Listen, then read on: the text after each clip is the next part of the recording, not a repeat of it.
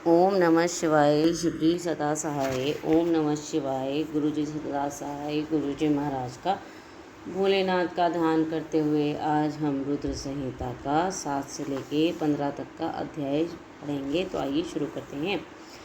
ब्रह्मा जी की मूर्छा, उनके मुख से रुद्र देव का प्राकट्य सप्राण हुए। ब्रह्मा जी के द्वारा 8 नामों से महेश्वर की स्तुति तथा रुद्र की आज्ञा से ब्रह्मा द्वारा सृष्टि रचना तदंतर काल महिमा प्रलय ब्रह्मांड की स्थिति तथा सर्ग आदि का वर्णन करके वायु देवता ने कहा। पहले ब्रह्मा जी ने 5 मानस पुत्रों को उत्पन्न किया जो उनके ही समान थे। उनके नाम इस प्रकार हैं: सनक, सनंदन, विद्वान, सनातन, ऋभु और सनत कुमार में सबके सब योगी, वीतराग और ईर्षा दोष से रहित थे। इन सब का मन ईश्वर के चिंतन में लगा रहता था, इसलिए उन्होंने सृष्टि रचना की इच्छा नहीं की। सृष्टि से विरत हो सनक आदि महात्मा जब चले गए तब ब्रह्मा जी ने पुण्य सृष्टि की इच्छा से बड़ी भारी तपस्या की। इस प्रकार दीर्घ काल तक तपस्या करने पर जब कोई काम ना बना तब उनके मन में दुख हुआ और उस दुख से क्रोध उत्पन्न हुआ। क्रोध से आविष्ट होने पर ब्रह्मा जी के दोनों नेत्रों से आंसू की बूंदें गिरने लगी। उन अश्रुबिंदुओं से भूत प्रेत उत्पन्न हुए। अश्रु से उत्पन्न हुए उन सब भूत प्रेतों को देखकर ब्रह्मा जी ने अपनी निंदा की। उस समय क्रोध और मोह के कारण उन्हें तीव्र मूर्छा आ गई। क्रोध से अविष्ट हुए प्रजापति ने मूर्छित होने पर अपने प्राण त्याग दिए। तब प्राणों के स्वामी भगवान नील लोहित रुद्र अनुपम कृपा प्रसाद प्रकट करने के लिए ब्रह्मा जी के मुख से वहाँ प्रकट हुए। उन जगदीश्वर प्रभु ने अपने को 11 रूपों में प्रकट किया। महादेव जी ने अपने उन महामना 11 स्वरूपों में कहा, बच्चों, लोक पर अनुग्रह करने के लिए तुम लोगों की सृष्टि की है, अतः तुम आलस्य रहित हो संपूर्ण लोक की स्थापना हे साधन तथा प्रजा संतान की वृद्धि के लिए प्रयत्न करो।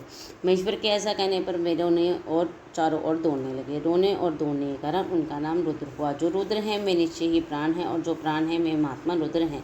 तत्पश्चात ब्रह्मपुत्र महेश्वर ने दया करके मरे हुए देवता परमेश्वरी ब्रह्मा जी को पुनः प्राणदान दिया। ब्रह्मा जी के शरीर में प्राणों को लौटे आने पर रुद्रदेव का मुख प्रसन्नता से खिल उठा।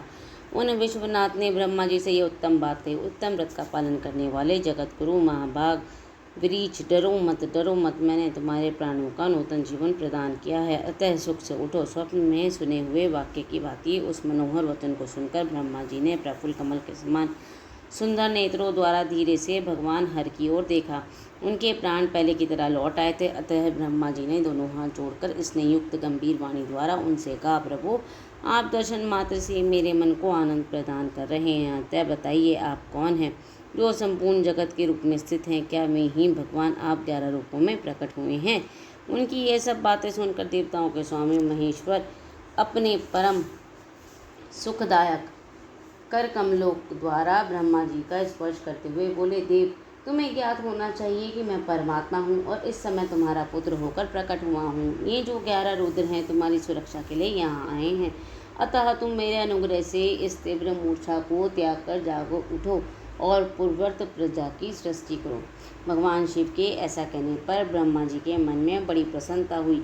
इन विश्वात्मा ने 8 नामों द्वारा परमेश्वर शिव का स्तवन किया। ब्रह्मा जी बोले, भगवान रुद्र, आपका तेज असंख्य सूर्यों के समान अनंत है, आपको नमस्कार है। रस स्वरूप तथा जल में विग्रह वाले आप भव देवताओं को नमस्कार है। नंदी और सुरभि, कामधेनु, ये दोनों आपके स्वरूप हैं। आप पृथ्वी रूपधारी शर्व को नमस्कार है। स्पर्श में वायु रूप वाले आपको नमस्कार है। आप ही वसु रूपधारी ईश हैं, आपको नमस्कार है। अत्यंत तेजस्वी अग्नि रूप आप पशुपति को नमस्कार है।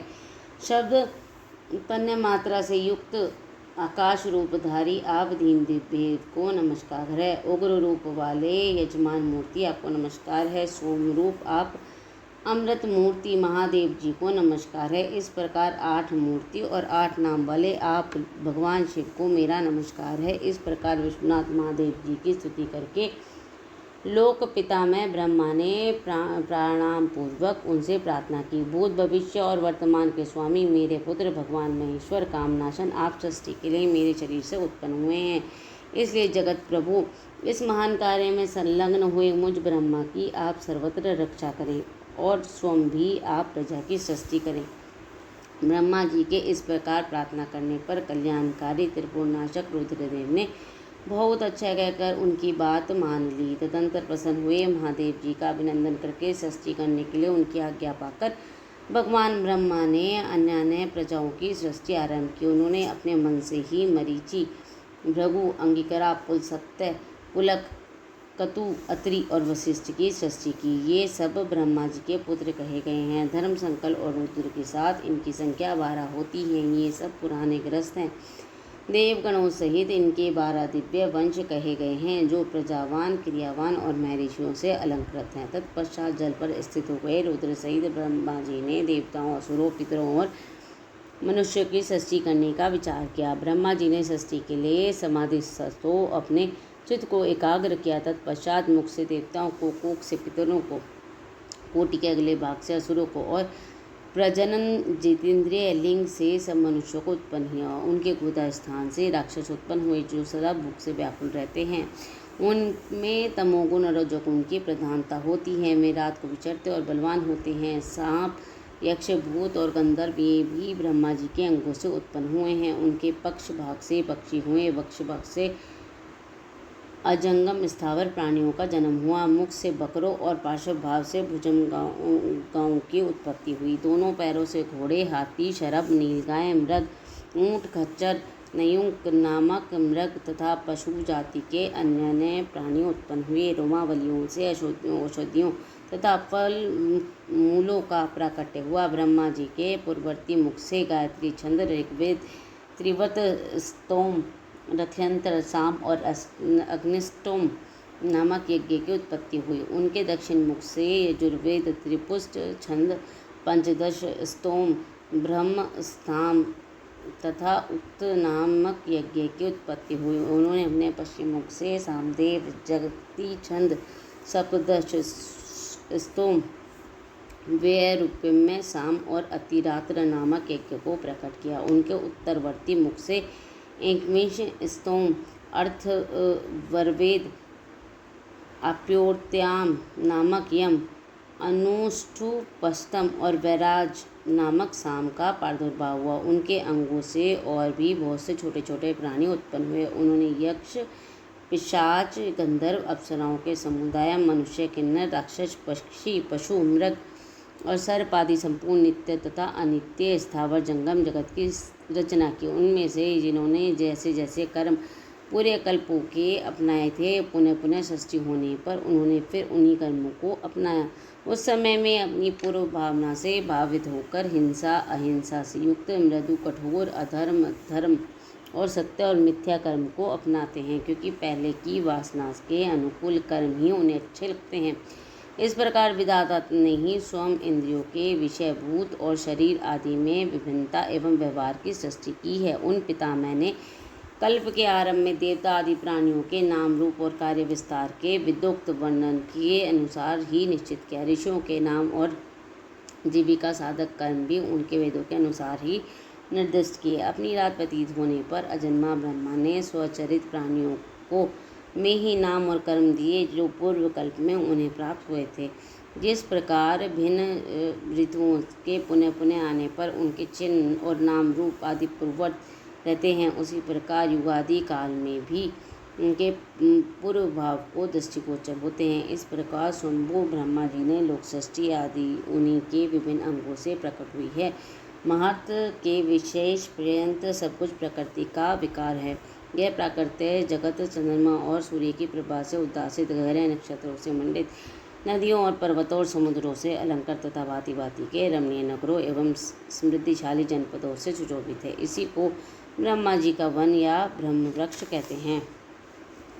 उस ब्रह्म वन में अव्यक्त एवं सर्वज्ञ ब्रह्मा विचरते हैं। वह सनातन ब्रह्म वृक्ष अव्यक्त रूपी बीज से प्रकट तथा ईश्वर के अनुग्रह पर स्थित है। बुद्धि द्वारा इनका तना और बड़ी बड़ी डालियां हैं। इंद्रियां भीतर के खोखले हैं।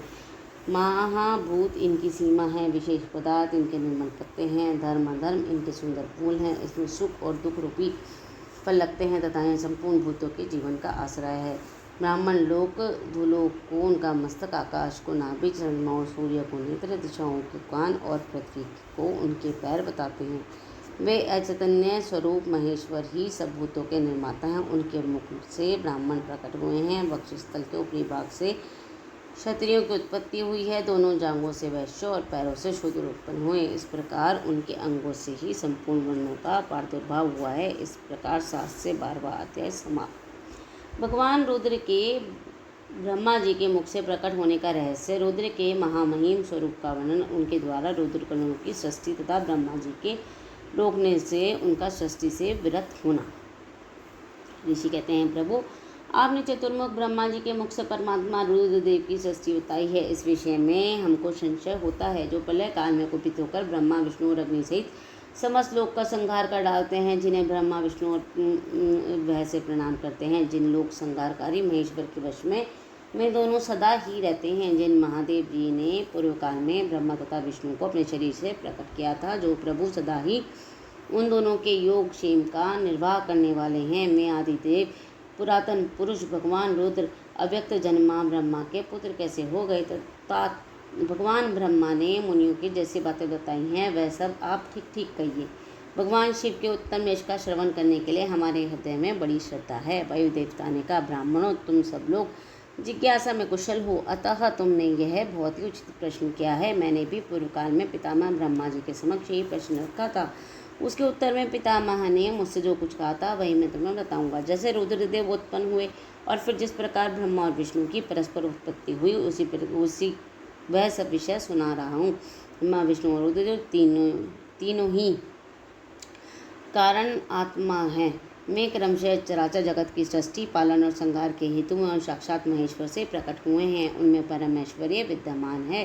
वे परमेश्वर से भावित और उनकी शक्ति से अधिष्ठित हो सदा उनके कार्य करने में समर्थ होते हैं। पूर्व काल में पिता महेश्वर ने ही उन तीनों को 3 कर्मों में नियुक्त किया था। ब्रह्मा जी की सृष्टि कार्य में, विष्णु जी के रक्षा कार्य में तथा रुद्र के संहार कार्य में नियुक्ति हुई है।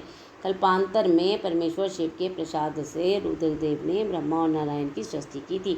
इसी तरह दूसरे कल्प में जगन में ब्रह्मा ने रुद्र और विष्णु को उत्पन्न किया था। फिर कल्पांतर में भगवान विष्णु ने भी रुद्र और ब्रह्मा की सृष्टि की थी। इस तरह पुनः ब्रह्मा ने नारायण और रुद्रदेव ने ब्रह्मा की सृष्टि की। इस प्रकार विभिन्न कल्पों में ब्रह्मा विष्णु और महेश्वर परस्पर उत्पन्न और एक दूसरे का हित चाहते हैं। उन कल्पों के वृत्तांत को लेकर महर्षिगण उनके प्रभावों का वर्णन किया करते हैं।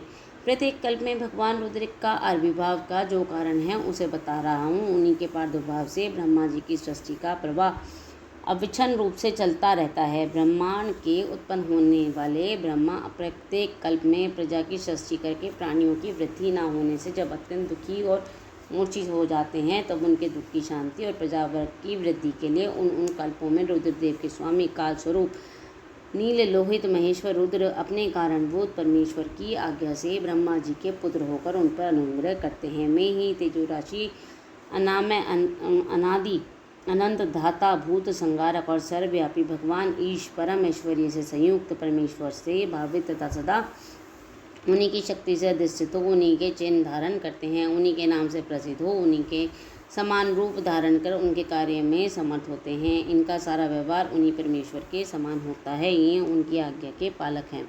सहस्त्रों सूर्यों के समान उनका तेज है। मैं अर्धचंद्र को आभूषण के रूप में धारण करते हैं। उनके हार बाजूबंद और कड़े सर्पमय हैं। में मूंज की मेखला धारण करते हैं। जलंधर, बिरीच और इंद्र उनकी सेवा में खड़े रहते हैं और हाथ में कपालखंड उनकी शोभा बढ़ाता है। गंगा की ऊंची तरंगों से उनके पिंगल वर्ण वाले केश और मुख भी के रहते हैं। उनके कामनीय कैलाश पर्वत से विभिन्न प्रांत टूटी हुई दाढ़ी वाले सिंह आदि वन्य पुरुषों से आक्रांत हैं। उनके बाएं कानों के पास गोलाकार कुंडल झिलमिलाता रहता है। वे महान वृषभ पर सवारी करते हैं। उनकी वाणी महान मेघ की गर्जना के समान गंभीर है। कांति प्रचंड अग्नि के समान उद्दीप्त और बल पराक्रम ही महान है। इस प्रकार ब्रह्मपुत्र महेश्वर का विशाल रूप बड़ा भयानक है। वे ब्रह्मा जी को विज्ञान देकर सृष्टि कार्य में उनकी सहायता करते हैं।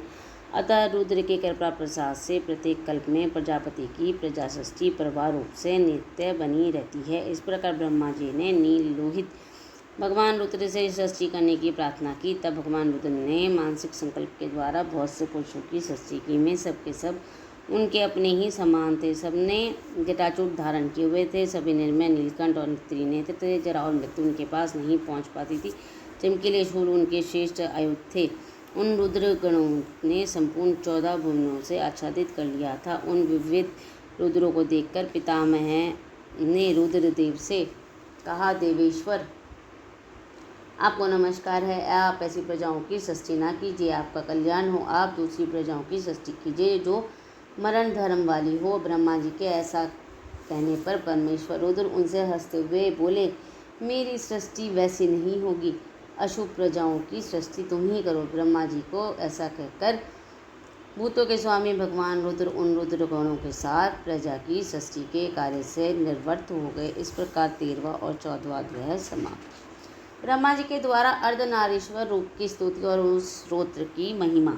वायुदेव कहते हैं, जब फिर ब्रह्मा जी की रची हुई प्रजा बढ़ न सकी तब उन्होंने पुनः मैथुनी सृष्टि करने का विचार किया। इससे पहले ईश्वर की नारियों का समुदाय प्रकट नहीं हुआ था, इसलिए तब तक पितामह मैथुनी सृष्टि नहीं कर सकते थे। तब उन्होंने मन में ऐसा विचार को स्थान दिया जो निश्चित रूप से उनके मनोरथों की सिद्धि में सहायक था। उन्होंने सोचा कि प्रजाओं की वृद्धि के लिए हमें ईश्वर से ही पूछना चाहिए, क्योंकि उनकी कृपा के बिना ये प्रजाएं बढ़ नहीं सकेंगी। ऐसा सोचकर विश्वात्मा ब्रह्मा ने तपस्या करने की तैयारी की। अब तो आधा अनंता लोक भावनी सूक्ष्म तरा शुद्धा भावगम्या मनोहरा निर्गुणा निरपक्ष पंचा निष्काला नित्य और सदा ईश्वर के पास रहने वाली जो भी उनकी परमा शक्ति हैं, उसी से युक्त भगवान त्रिलोचन का अपने हृदय में चिंतन करते हुए ब्रह्मा जी बड़ी भारी तपस्या करने लगे।